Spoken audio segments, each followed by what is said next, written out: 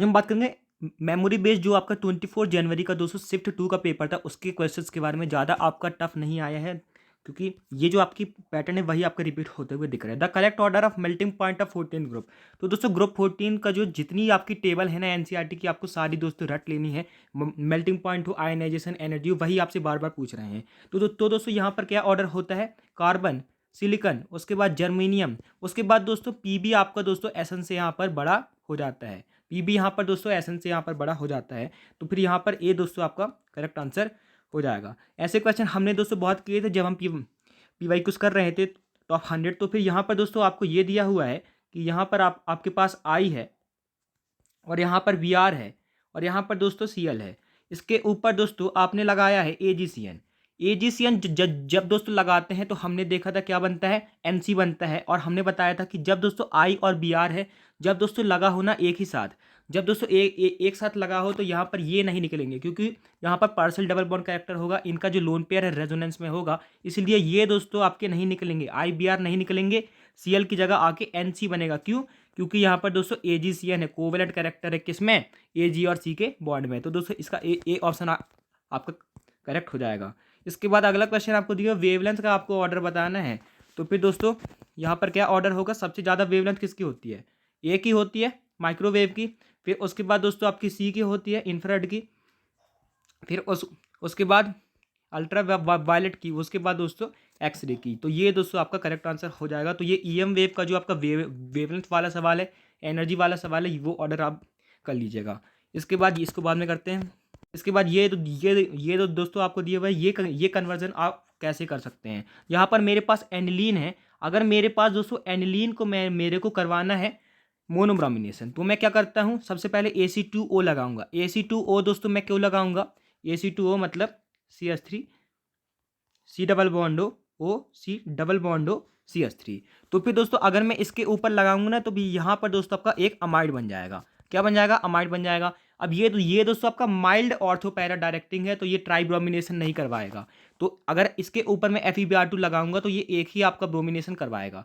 इसके बाद अगर मैं पानी डाल दूँ, इसके बाद दोस्तों अगर मैं पानी डाल दूंगा ना तो फिर यहाँ पर आपका NH2 फिर से बन जाएगा और ये दोस्तों आपका चले जाएगा। ये दोस्तों आपका CH3 C double bond OH आपका बन के चले जाएगा। तो ये दोस्तों आपको ध्यान रखना है, एनसीईआरटी की ही रिएक्शन है, कैसे आप अमीन में एनिलीन में दोस्तों आप मोनोब्रोमिनेशन करवाते हैं। तो ये भी क्वेश्चन हमने किया था। इसके बाद अगला क्वेश्चन आपको दिया हुआ है the position of a particle varies at R is equal to 5t² I cap minus 5t J cap. तब आपको बताना है velocity at t is equal to 1/2। तो फिर दोस्तों वेलोसिटी क्या होगी? इसको मैं दोस्तों डिफ्रेंशिएट कर दूंगा तो 10t आई कैप हो जाएगा और यहाँ पर आपसे टी यहाँ पर गायब हो जाएगा, -5 जे कैप, क्योंकि टी आपका चले जाएगा डिफ्रेंशिएट कर देंगे तो T is equal to 1/2 second पे, यानी कि टी की वैल्यू हाफ रखनी है। तो ये क्या हो जाएगा? 5 आई कैप माइनस 5 जे कैप। तो 5 आई कैप और 5 जे कैप, तो मैग्नीट्यूड कितना आ जाएगा? 5√2 आ जाएगा। अब दोस्तों यहाँ पर डायरेक्शन की भी बात की गई है, तो 5 आई कैप माइनस 5 जे कैप, स्लोप कितना आ जाएगा? -5, यहाँ पर y/x करते हैं ना तो -1। तो फिर ये दोस्तों -1 का स्लोप आएगा, यानी कि ऐसा दोस्तों आपको दिखेगा, ऐसा आपको दिखेगा। तो ये दोस्तों एक्स एक्सिस से के -45 डिग्री से दिखेगा। -45 डिग्री पे यहाँ पे दोस्तों एक्स एक्सिस पे मेरे को यहाँ पर दिख जाएगा। तो ये दोस्तों आपका ए ऑप्शन आपका करेक्ट हो जाएगा।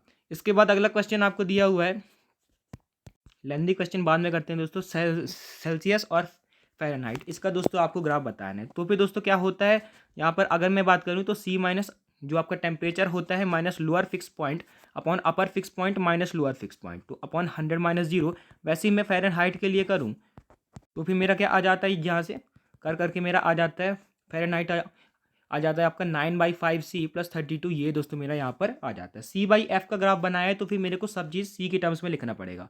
तो 9/5C मेरा कितना आ जाएगा? F-32 यानी कि यहाँ पर आपका ये हो जाएगा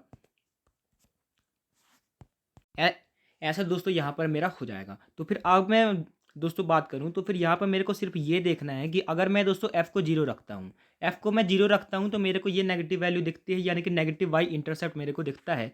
तो वो सिर्फ इसी ऑप्शन में है, इसलिए सी ऑप्शन आपका करेक्ट हो जाएगा।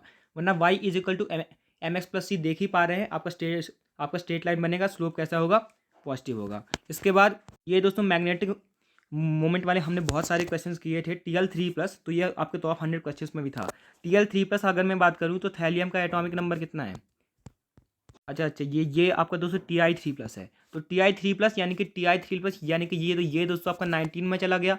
यानी कि कितना बचा? Ar3d1 बचा। Ar3d1 बचा, यानी कि आपका क्या होता है? √n+2 आपका होता है आपका मैग्नेटिक मोमेंट। तो √1 × 1+2, यानी कि ये दोस्तों कितना आ गया? 3 आ गया। √3, ये दोस्तों हो जाएगा आपका 1.83। इसके बाद हमारे पास है Sc+1। तो Sc क्या होता है? 21। Sc+1 चला गया, यानी कि 20, यानी कि Ar। उसके बाद दोस्तों मेरे पास डी में मेरे पास बच गया 2। तो फिर √2 × 2+2 √6। तो √6 कितना आएगा यहाँ पर? ये दोस्तों मेरा 2 से तो ज़्यादा आएगा, लेकिन मेरा 3 से कम आएगा। 2.83 मेरा आ जाएगा। अगर मैं बात कर दूं Ni2+ की, तो Ni2+, 2+8 हम करेंगे। 2+8 Ni28 होता है, -2, 8 आपका आ गया पूरा यहाँ पर आपका हो जाएगा। तो फिर 8 दोस्तों यहाँ पर आ गया। तो फिर यहाँ पे दोस्तों ये आपके एक्साइटेशन के बाद यहाँ पर बिल्कुल आपको 0 यहाँ पर हो जाएगा। इसके बाद दोस्तों V2+ की अगर मैं बात करूँ, तो V2+, 2+3 -2 मैं करूँगा, तो ये दोस्तों मेरा कितना हो जाएगा? 3 हो जाएंगे। तो √3 × 3+2 √15, लगभग आपका ये 3.82 आ जाएगा। इसके बाद आगे बढ़ते हैं यहाँ पर इतार्ड रिएक्शन। तो ये हमने दोस्तों बहुत बार किया था, और दोस्तों टॉप 100 क्वेश्चन में भी किया था। तो यहाँ पर हम क्या लेते हैं? CrO2Cl2 ले लेते हैं, साथ में क्या लेते हैं? नॉन पोलर सॉल्वेंट रहते हैं। यहाँ पर गैटरमैन रिएक्शन CuHCl हमने बताया था कि यहाँ पर ये +2 में हो तो गैटरमैन, +1 में हो तो सैंडमेयर। इसके बाद गैटरमैन कॉच वाली हमने की थी CuHCl। कॉल बेस रिएक्शन आपसे पूछ सकते हैं CO2NaOH अगर मैं ले लूँ, तो ये भी आपको ध्यान रखना है। इसके बाद स्टेफन रिडक्शन क्या करते हैं? साइनाइड को हम बनाते हैं CHO, SnCl2HCl। तो ये दोस्तों आपको ध्यान रखना है। इसके बाद अगला क्वेश्चन आपको दिया हुआ है sp और sp2 का। दोस्तों आप यहाँ पर मेरे को बता दीजिए। तो ये कार्बन कैसा है? sp3 है। इस कार्बन के पास 3 सिग्मा बॉन्ड है, तो ये कैसा है? sp2 है। ये भी कैसा है? sp2 है। ये भी कैसा है? sp2 है। ये दोस्तों आपका sp3 है। फिर ये दोस्तों मेरा कैसा है? ये भी मेरा दोस्तों sp2 है। ये कैसा है? sp3 है। तो यहाँ पर number of sp and sp2। तो sp तो मेरे को दोस्तों यही दिख रहा है। sp मेरे को दोस्तों कौन दिख रहा है? sp दोस्तों मेरे को ये दिख रहा है, ये मेरा sp है। ये मेरा sp2 वाले कितने दिख गए? 1 2 3 4। मेरे को यहाँ पर sp वाले तो अभी तक तो मेरे को 4 ही दिखे हैं। 1 2 3 4। हाँ, मेरे को दोस्तों यहाँ पर 4 यहाँ पर दिख रहे हैं, और ये 5। तो ये दोस्तों 1 + 5 6 हो जाएगा। इसके बाद अगला क्वेश्चन दोस्तों आपको दिया हुआ है first ionization energy of GE is greater than SI। ये दोस्तों आपका गलत स्टेटमेंट है। यहाँ पर क्या ऑर्डर होता है? या यहाँ पर दोस्तों मेरा क्या ऑर्डर होता है? कार्बन, सिलिकल, जर्मेनियम, उसके बाद लेड, उसके बाद टिन। लेड यहाँ पर दोस्तों ज़्यादा हो जाता है, उसकी डेंसिटी ज़्यादा होती है। तो यहाँ पर जर्मेनियम की सिलिकन से ज़्यादा गलत बात है। पीबी की दोस्तों आपकी लेड से ज़्यादा, ये दोस्तों सही बात है। तो जितने ऑर्डर हैं, मेल्टिंग पॉइंट, बॉइलिंग पॉइंट, सब दोस्तों आपको करके जाना है। इसके बाद अगला क्वेश्चन दोस्तों आपको दिया हुआ है कि if E P M and C denote energy, momentum, mass and speed of light, तब आपको यहाँ पर रिलेशन बताना है। तो फिर अगर मैं बात करूँ तो mv × v, यहाँ पर जो आपका एनर्जी का क्या आएगा? मोमेंटम इंटू वेलोसिटी का डायमेंशन आपका आएगा, वही दोस्तों मेरा mc² का आएगा। तो फिर E = pv या फिर pc यहाँ पर आना चाहिए। तो E = pc तो कहीं नहीं आ रहा। अगर मैं दोस्तों स्क्वायर कर लूँ, अगर मैं स्क्वायर कर लूँ तो E² का मेरा p² v² के बराबर जरूर आ जाएगा, और m² c⁴ के बराबर जरूर आ जाएगा। तो ये दोस्तों आपका सही आंसर हो जाएगा। इसके बाद ये दोस्तों बहुत अच्छा क्वेश्चन था। यहाँ पर आपके पास निकल 2 क्लोराइड है। निकल 2 क्लोराइड है, यानी कि मेरे पास ये है NiH2O होल 6 Cl2। ये मेरे पास है, ये 2+ होगा, ये 2- होगा। अब दोस्तों इथेन 1,2 डायामीन, EN मैंने डाला, मतलब अब अगर यहाँ पे आपको कलर पता भी नहीं था, तब भी दोस्तों आप लॉजिक चला सकते थे। तो विवग्योर। तो फिर दोस्तों मेरे को एक बात बता दीजिए, अगर मैं EN डालूंगा तो फिर एनर्जी क्या होगी दोस्तों? बढ़ेगी। एनर्जी दोस्तों आपकी बढ़ेगी, मतलब वेवलेंथ क्या होगी? घटेगी। तो यहाँ पर शुरू में ये दोस्तों ग्रीन था, शुरू में ये दोस्तों आपका ग्रीन था, तो फिर इसकी दोस्तों वेवलेंथ घटेगी क्योंकि एनर्जी बढ़ेगी। तो यहाँ पर दोस्तों फिर ये दोस्तों ब्लू जाएगा, फिर ये दोस्तों पेल ब्लू से आपका ब्लू हो जाएगा, फिर आपका वॉयलेट हो जाएगा। तो जैसे जैसे ईएन इसमें जुड़ता जाएगा ना, तो इसकी एनर्जी ज़्यादा होती जाएगी, क्योंकि वो आपका ऊपर आता है EnH2O से। तो फिर इसका कलर कैसा होता जाएगा, कम वेवलेंथ वाले की तरफ आपका जाते जाएगा। तो ये डी ऑप्शन आपका हो जाएगा।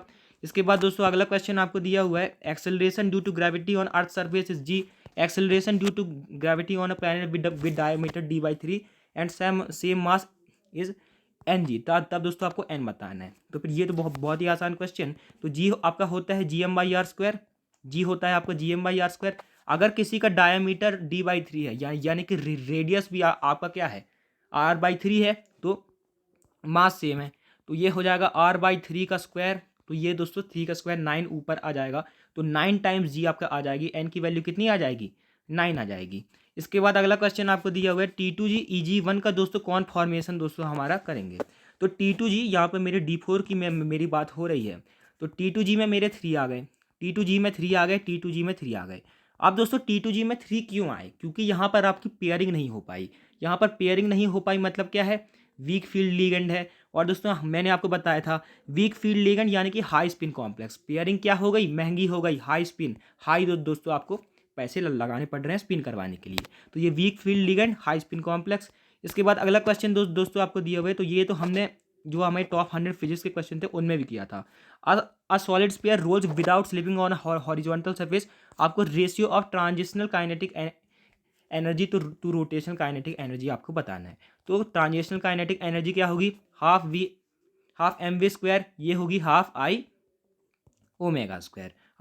अब दोस्तों यहाँ पर हाफ से हाफ तो आपको कट ही जाएगा, तो यहाँ पर क्या क्या बचेगा, mv² upon I omega square. तो फिर दोस्तों ओमेगा को मैं क्या लिख सकता हूँ, ओमेगा को मैं लिख सकता हूँ v/r, क्योंकि v = r ओमेगा। तो फिर यहाँ पर हाफ mv², यहाँ पर आई में दोस्तों सॉलिड स्फीयर के लिए अगर मैं बात करूँ तो सॉलिड स्फीयर के लिए मेरा कितना होता है दोस्तों, 2/5 mr²। यहाँ पर मेरा हो जाएगा, और ये क्या हो जाएगा दोस्तों, v²/r² मेरा हो जाएगा ओमेगा स्क्वायर। तो यहाँ से दोस्तों कट के मेरी चीज़ें क्या आ जाएंगी, 5/2 मेरा आ जाएगा। 5/2 दोस्तों मेरा आंसर यहाँ पर हो जाएगा। इसके बाद दोस्तों अगला क्वेश्चन आपको दी हुआ है, इसकी ΔHR आपको निकालनी है, अगर इसकी आपको दोस्तों दी हुई है। तो फिर दोस्तों एस यहाँ पर आपको दिया हुआ है, तो एस तो ये तो PYQs का ही क्वेश्चन है, बहुत बार हमने ये किया था। तो अगर दोस्तों आपको इसकी बतानी है, यहाँ पर दोस्तों SO2 है, लेकिन यहाँ पर ये आपका लेफ्ट साइड में, आपको राइट साइड में चाहिए। तो मैं क्या करूँगा ना, इस रिएक्शन को उल्टा कर दूंगा, तो इसकी क्या हो जाएगी, -y हो जाएगी। अब अगर मैं दोस्तों इस रिएक्शन को उल्टा कर दूँ, इस रिएक्शन को उल्टा कर दूँ, मतलब क्या हो जाएगा, SO3 मेरे को दे देगा SO2 प्लस हाफ O2। अब दोस्तों अब मेरे को चाहिए ये S + O2 गिव्स SO2। तो अगर मैं इन दोनों रिएक्शन को जोड़ दूं, जो मैंने उल्टा करके लिखा है उनको जोड़ दूं, तो फिर मेरा क्या हो जाएगा, यहाँ पर 3/2 O2 माइनस हाफ O2 हो जाएगा, क्योंकि ये आपका लेफ्ट में है, ये राइट में है। तो वो दोस्तों जब लेफ्ट में आएगा तो वो माइनस हो जाएगा, तो 3/2 माइनस 1/2, ये दोस्तों सिर्फ एक ही O2 आपका बचेगा। SO3 से SO3 कैंसिल हो जाएगा, तो यहाँ पर S आपका दोस्तों रह जाएगा। तो मैंने क्या किया, -y किया, -y किया, और 2x से दोस्तों इसको जोड़ दिया, तो ये 2x - y मेरा यहाँ पर हो जाएगा, 2x - y मेरा यहाँ पर हो जाएगा। इसके बाद दोस्तों अगला क्वेश्चन आपको दिया, थर्मल प्रॉपर्टीज ऑफ मैटर, इस बार आपसे बहुत पूछा है। Temperature of a body reduces to 40 to 24 degree Celsius in 4 minutes in surrounding. तो फिर दोस्तों सराउंडिंग में दोस्तों आपको 16 डिग्री सेल्सियस यहाँ पर दिया था। आपको बताना है temperature of the body after 4 minutes. तो फिर दोस्तों टेम्परेचर ऑफ बॉडी अगर मैं बात करूँ, तो फिर 40 से 24 गया, तो T2 - T1 अपॉन टाइम कितना लगा, 4 मिनट। तो ये दोस्तों आपका हो जाएगा K टाइम्स जो आपका T1 + T2/2 में, हम इनका दोस्तों एवरेज लेते हैं। तो 40 + 24 64/2 माइनस आपकी सराउंडिंग में दिया हुआ था 16। तो फिर यहाँ से दोस्तों ये मेरा हो जाएगा 4, ये मेरा हो जाएगा 4 = K × 32 - 16, तो ये 16। तो मेरा K दोस्तों यहाँ से 1/4 आ गया, K मेरा 1/4 आ गया फर्दर सेकंड में, फर्दर 4 मिनट में। तो क्या हो जाएगा, फर्दर मैं दोस्तों कूल करेंगे तो 24 - T हो जाएगा, 24 - T हो जाएगा अपॉन 4 ही मिनट में दोस्तों ले रहा हूँ। K मैंने दोस्तों 1/4 यहाँ पर निकाल लिया था। T1 + T2/2 24 + T/2, सराउंडिंग का टेम्परेचर सेम वही 16, 4 से 4 यहाँ से दोस्तों कैंसिल हो जाएगा। आप जब इसको कैलकुलेट करेंगे तो ये दोस्तों 56/3 डिग्री सेल्सियस आ जाएगा। उसके बाद अगला क्वेश्चन आपको दिया हुआ है, अगर दोस्तों 54.2% कार्बन है और 9.2% कार्बन है, हाइड्रोजन है और आपका रेस्ट आपका ऑक्सीजन है, तब दोस्तों 132 ग्राम अगर दोस्तों आपको दिया हुआ है, तो फिर दोस्तों यहाँ से मेरा क्या दोस्तों मॉलिक्यूलर मास यहाँ पर हो जाएगा। तो यहाँ पर तो दोस्तों डायरेक्ट आप दोस्तों काउंट कर सकते थे कि जो आपका आंसर है उसका मॉलिक्यूलर मास 132 होना चाहिए। तो पहले हम काउंट ही कर लेते हैं, वरना फॉर्मल तरीका तो आप जानते ही हैं। तो C6H12O3, तो ये कितना हो जाएगा 72 + 12 + 48 कितना हो जाएगा मेरा ये। तो फिर यहाँ पर यहाँ पर ये हो जाएगा 84 + 48। यहाँ पर यही दोस्तों मेरा 132 आ गया। तो यही इसके बाद मेरे को सोचने की ज़रूरत यहाँ पर नहीं है। एक बार दोस्तों मैं पूरा वेरीफाई कर लूँ कि मेरा बाकी किसी का तो नहीं आ रहा। C4H12O3, तो यहाँ पर 12 4 जा 48 + 12 + 48, तो ये तो आपका नहीं आ रहा। ये इसके बाद दोस्तों C4H12O6, तो फिर यहाँ पर 48 + H12 + O6, 16 6 जा कितना होता है 96, तो ये भी दोस्तों मेरा नहीं आ गया। C6H13O6, तो फिर यहाँ पर 72 + 13 + 96, तो यहाँ पर भी लास्ट में 1 आ रहा है, ये भी नहीं आएगा। तो ये दोस्तों मेरा आंसर हो जाएगा। वरना फॉर्मल तरीका तो आप जानते ही हैं। 100 ग्राम लेंगे, फिर उसके बाद 100 में से 54.2 ये आपका ये है, तो इसका आप मोलर मास निकालेंगे तो ये लगभग आपका 6 आ जाएगा। तो ये तो आप जानते ही हैं। इसके बाद अगला क्वेश्चन आपको दिया हुआ है, इसमें आपको बताना है वर्क कितना हुआ। ये आपका किलो पास्कल में है, ये दोस्तों आपका मिलीलीटर में। तो दोस्तों मेरे को कौन से वाले का निकालना था, ABCA का निकालना था। तो ABCA अगर मैं दोस्तों बात करूं तो ABCA का मैं कैसे निकाल सकता हूं, यहाँ से एक लाइन गिराएंगे A, यहाँ से आपका हो जाएगा B। तो इसको मैं कैसे कर सकता हूं, πA/AB/2, πA/AB/2 से मैं दोस्तों कर सकता हूँ। B मेरा कितना हो जाएगा, B मेरा प्रेशर वाले में कितना हो जाएगा, ये दोस्तों 300 होगा, ये 300 और 400 के बीच में 100 हो जाएगा। यहाँ पर ये दोस्तों मेरा 300 होगा, 300 और 400 के बीच में 100 हो जाएगा। तो πAB/2, तो पाई A मेरा कितना है 100, यहाँ पर दोस्तों किलो पास्कल, तो ये 10⁻³ इंटू B मेरा कितना है, B मेरा दोस्तों यहाँ पर मिलीलीटर में है, तो मेरे को वहाँ उसको दोस्तों मीटर क्यूब में बनाना पड़ेगा। B भी मेरा 100 ही आया था इंटू 10⁻⁻6, तो ये मेरा कितना आ गया अपॉन 2 भी है, तो ये मेरा आ गया 10⁻4 10⁻7 पाई इंटू 10/2, तो ये मेरा 5 पाई मेरा आ जाएगा। इसके बाद दोस्तों ये क्वेश्चन है आपके पास, पावर ऑफ 2 सोर्सेज आपको दिए हुए 2:1 के रेशियो में है और 2 × 10⁻⁴ फोटोन पर सेकेंड ऑफ 600 नैनोमीटर जो है आपके S1 से आपके एमिट हो रहे हैं, आपको दूसरे से आपको बताना है। तो पावर आपका होता क्या है, पावर होता है NhC/λ, पावर होता है आपका NhC/λ, तो पावर हो जाएगा n/λ। पावर क्या हो जाएगा, प्रोपोर्शनल हो जाएगा n/λ के। तो P1/P2 मेरा क्या आ जाएगा n1/λ1, और यहाँ पर n2/λ2। P1/P2 का जो रेशियो मेरे को दिया हुआ है 1/2, P1/P2। आपको n1 कितना दिया हुआ है, n1 मेरे को दिया हुआ है 2 × 10⁻15, और यहाँ पर λ1 मेरे को दिया हुआ है यहाँ पर 600, और λ2 मेरे को दिया हुआ है कितना 300। यहाँ से ये तो मेरा कट गया, यहाँ पर अब ये मेरा यहाँ पर n2 मेरा यहाँ पर बचा, तो n2 मेरा कितना हो जाएगा 2 × 10⁻15। इसके बाद अगला क्वेश्चन, इसके बाद ये दोस्तों आखिरी क्वेश्चन है आज का। कुछ हमको 25-30 ही अभी यहाँ पर हमको मिल पाए थे। A solid sphere and hollow sphere rolls down purely equal distances and same incline plane, आपको T1/T2 अगर उन दोनों का है तो अब आपको दोस्तों बताना है। तो फिर दोस्तों एक आपका सॉलिड स्फीयर है और एक दोस्तों आपका हॉलो स्फीयर है। हमने आपको बताया था एक्सेलरेशन क्या होता है, एक्सेलरेशन होता है g sin θ अपॉन 1 + I/mr²। तो फिर आप देख ही पा रहे हैं कि देखने से पता चल रहा है ये दोस्तों आपका इन्वर्सली प्रोपोर्शनल है किसके, मोमेंट ऑफ इनर्शिया के। तो दोस्तों जिसको आपका मोमेंट ऑफ इनर्शिया कम होगा, अगर मोमेंट ऑफ इनर्शिया कम होगा तो एक्सेलरेशन ज़्यादा होगा, टाइम क्या लगेगा, कम लगेगा। तो फिर दोस्तों मोमेंट ऑफ इनर्शिया किसका ज़्यादा होता है, मोमेंट ऑफ इनर्शिया दोस्तों किसका ज़्यादा होता है, हॉलो वाले का। हॉलो वाले का आपका 2/3 mr² होता है, और आपका सॉलिड वाले का 2/, तो यहाँ पर दोस्तों 2/5 mr² मेरा हो जाता है सॉलिड वाले का। तो फिर दोस्तों अगर मैं बात करूँ तो हॉलो का आपका मोमेंट ऑफ इनर्शिया ज़्यादा है तो उसका एक्सेलरेशन कम होगा, तो फिर उसमें टाइम ज़्यादा लगेगा। तो टाइम जो है दोस्तों आपका किस में ज़्यादा लगेगा, हॉलो में दोस्तों आपका ज़्यादा लगेगा, क्योंकि उसका मोमेंट ऑफ इनर्शिया ज़्यादा है, उसका एक्सेलरेशन कम है, तो उसका टाइम आपका ज़्यादा हो जाएगा। तो हॉलो में ज़्यादा लगेगा, वेल नोन फैक्ट है। तो ये दोस्तों आपको ध्यान रखना है। अब दोस्तों ऑल द बेस्ट। अगर दोस्तों आपने इस चैप्टर्स को देखा हो तो फिर दोस्तों आपको आईओसी में क्या करके जाना है, पूरी एनसीईआरटी के जो टेबल्स हैं, एनसीईआरटी की जो टेबल्स है वो दोस्तों आपको पूरी तरीके से लिख लेना है। Melting point, boiling point, electronegativity, electron gain enthalpy, ionization, energy, सारी चीज़ें दोस्तों आपको पढ़ के जाननी है। टॉप 100 क्वेश्चंस क्लास 12 फिजिक्स का कल दोस्तों आपका आ जाएगा। ये दोस्तों आपको करके जाने हैं। हर शिफ्ट में दोस्तों मेरे को 2 से 3 तो मेरे को डायरेक्ट दिखते हैं, और अगर आपने दोस्तों टॉप जो हमने पीवाईक्यूज करवाए हैं, टॉप के जो अगर आप दोस्तों पीवाईक्यूज कर लेते तो फिर आप बहुत आसानी से कर सकते हैं। Thanks for watching, keep learning.